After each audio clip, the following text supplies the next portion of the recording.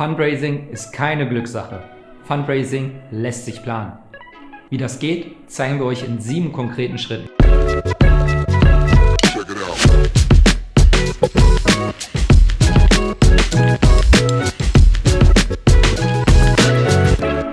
Was heißt überhaupt Fundraising? Fundraising heißt, Geld für euer Startup einzusammeln. Den Fundraising-Prozess durchläuft jeder Gründer und jede Gründerin anders. Doch es gibt gewisse Prozesse, die einen Erfolg begünstigen. Schauen wir uns in 7 Schritten an, wie ihr eure Effizienz, Vorbereitung und den Lerneffekt erhöhen könnt. Erstens, die VC-Liste. Bei der Planung des Fundraisings hilft die VC-Liste, um effizient und fokussiert zu arbeiten. In dieser Liste können verschiedene Merkmale stehen. Zum Beispiel, in welcher Gründungsphase investiert der VC? In welcher Region? Oder auch in welchem Sektor? Mithilfe dieser Liste könnt ihr entscheiden, welcher VC besonders gut zu euch passt. Somit ist die Wahrscheinlichkeit niedriger, dass ihr euch für einen falschen VC entscheidet und damit eure Zeit verschwendet. Am Ende solltet ihr ca. 50 VCs in der Liste haben, die grundsätzlich zu eurem Profil passen. Zweitens, die Meeting Pipeline. Es gibt 4 Dinge, die VCs typischerweise zu einem Meeting motivieren. Diese sind: Erstens, eine Intro von jemandem, dem der VC vertraut. Das ist die beste Voraussetzung für eine Meeting-Zusage. Zweitens, ein Wettbewerber evaluiert bereits euren Deal. Drittens, KPIs, also Zahlen, Daten, Fakten, die belegen, dass sich euer Startup positiv entwickelt. Und viertens, der X-Faktor ist drin. Ihr habt etwas Einzigartiges, das die VCs fasziniert. Versetzt euch in die Lage der VCs. Womit überzeugt euer Startup, sodass sie mehr darüber erfahren wollen? Wenn euch keine Gründe einfallen, dann geht es den VCs genauso. Den besten Anfang macht ihr mit eurem Netzwerk. Dort könnt ihr euch Intros holen, was 100-mal effektiver ist als eine E-Mail. Trefft euch am besten erstmal mit ein paar VCs, die für euch weniger interessant sind. So könnt ihr euren Pitch üben und euer Fundraising verbessern. Euer Takeaway der Meetings sollte die Verbesserung vom Pitch sein. Dann könnt ihr euch den VCs widmen, die eine höhere Priorität in eure Liste einnehmen. Setzt euch selbst Fristen. Beispiel: Die ersten 10 Meetings sind am Tag X erreicht. Euer Ziel ist ein Termsheet. Das heißt, dass ihr und ein VC euch gegenseitig schriftlich grundlegendes Interesse bekundet. Und natürlich treibt so ein Termsheet auch die Entscheidungsgeschwindigkeit anderer VCs voran. Drittens, das Pitch Deck und der Finanzplan. Zunächst sollten wir klarstellen, es gibt mehrere Pitch Decks.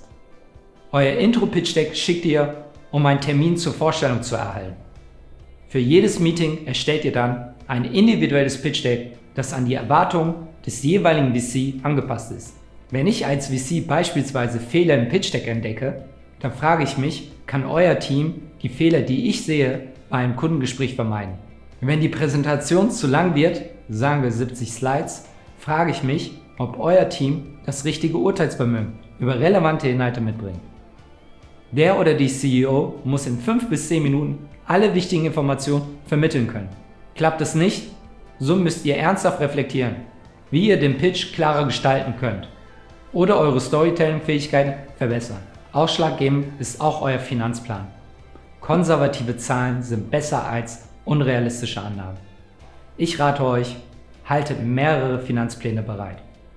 Ein Plan wird nicht ausreichen, da jeder VC eine andere Beteiligung anstrebt. So, das heißt, ihr braucht ca. 2 bis 3 Pläne, je nach angestrebtem Funding. Ich empfehle euch einen Plan für 500.000 Euro, einen für 1,5 Millionen Euro und für 5 Millionen Euro. Ihr könnt nicht für jede Beteiligung denselben Plan vorführen. Fragt euch ein VC zum Beispiel, wie eure Pläne bei einer höheren Investitionssumme ausschauen, dann solltet ihr direkt Optionen zeigen können. Es wird erwartet, dass ihr mit einem höheren Funding auch schneller wachsen könnt. Das muss sich in den Plänen widerspiegeln. Viertens, Vorbereitung und Durchführung der Meetings. Es gibt einige Dinge, die ihr vor jedem Meeting vorbereiten solltet. Hier die wichtigsten Punkte. Recherchiert als erstes die Meeting-Teilnehmenden. In welche Startups haben sie investiert? Was sind ihre größten Erfolge und Verluste? Welchen Interviewstil haben sie? Tipp: Holt euch Insiderwissen von anderen Gründern und Gründerinnen. Verfolgt auch die Social-Media-Aktivitäten der VCs. Twitter, LinkedIn, Blogbeiträge, Artikel und deren Netzwerk. Informiert euch zusätzlich auch über den gesamten Fund, das Portfolio und die Erfolge. Ein weiterer Aspekt ist die Kenntnis über den Wettbewerb. Merkt euch alle Eckpunkte und führt die VCs durch euren Markt. Wenn ihr bei einer Frage über einen Wettbewerber erst recherchieren müsst oder schlimmer, ihn nicht auf dem Schirm hattet, dann ist die Erfolgsquote eures Fundings soeben drastisch gesunken. Passt nun euer Pitch Deck mit den gewonnenen Informationen an. Es mag nach viel Aufwand für ein Meeting klingen, jedoch seid ihr nur einer von vielen, die sich den VCs vorstellen. Alle Details zählen. Rollenverteilung. Wenn ihr zu mehreren im Meeting seid, entscheidet vorab, wer wann spricht.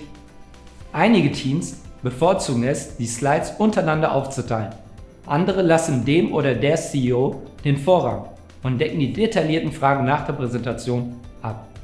Beides ist möglich, solange alle ihren Anteil beitragen. Hier ganz wichtig, wenn jemand von euch das Wort ergreift, stellt sicher, dass keiner den anderen unterbricht oder einen gegensätzlichen Standpunkt vertritt. Schlimmer noch, wenn ihr euch korrigiert. Die VCs achten hier auf die Gruppendynamik und Harmonie. Ich empfehle, dass der oder die CEO die Moderation übernimmt und Fragen an einzelne Teammitglieder richtet. Dann entsteht keine Verwirrung. Probt euren Pitch mehrmals, bis ihr einwandfrei präsentiert. Bereitet euch auch auf Unterbrechungen und Fragen vor und wie ihr wieder anknüpft. Es ist unwahrscheinlich, dass ihr 15 Minuten ohne Unterbrechung präsentiert. Und wenn alle still sind, läuft was schief. Meeting erfolgreich überstanden? Ihr werdet euch fragen, was für einen Eindruck ihr hinterlassen habt. Generell, wenn ihr während der Präsentation keine konfrontierenden Fragen gestellt bekommt, dann ist der VC vermutlich nicht interessiert. So auch wenn die Präsentationszeit gekürzt wird. Andererseits ist es ein gutes Signal, wenn euer Meeting länger dauert.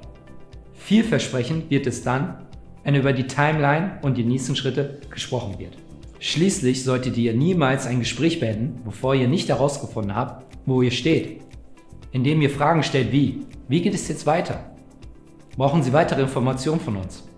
Benötigen wir ein weiteres Treffen und wann? Mit Action-Items aus dem Meeting rauszukommen, ist ein großartiges Mittel, um das Gespräch lebendig und am Laufen zu halten. 5. Momentum schaffen. Ihr arbeitet gegen die Zeit. Ihr wollt so schnell wie möglich Geld haben. Je mehr Zeit jedoch der VC hat, desto genauer kann er den Startup-Fortschritt beobachten, die Meinung anderer einholen, eine sorgfältige Prüfung vornehmen und somit sein Risiko senken. Für euch bedeutet mehr Zeit wiederum weniger Finanzmittel und eine höhere Wahrscheinlichkeit, dass der VC zurücktritt. Euer Ziel ist eine schnelle Abwicklung. Hier 2 Beispiele, wie ihr den Prozess beschleunigen könnt. Erstens, ihr erhaltet ein Termsheet von anderen VCs. Damit signalisiert ihr dem VC, dass auch andere interessiert sind. Hier gilt das Motto, wer zuerst kommt, mal zuerst. Vergesst nicht, FOMO ist einer der Hauptgründe, warum ein VC schnell handelt. Zweitens, euer Startup verzeichnet ein starkes Wachstum. Eine positive Entwicklung eures Startups ist ein vielversprechendes Zeichen für VCs. Je schneller euer Unternehmen wächst, desto höher ist der Investitionsdruck für den VC. 6. Terms verstehen. Ihr müsst euch über die Terms vor einer Unterzeichnung im Klaren sein.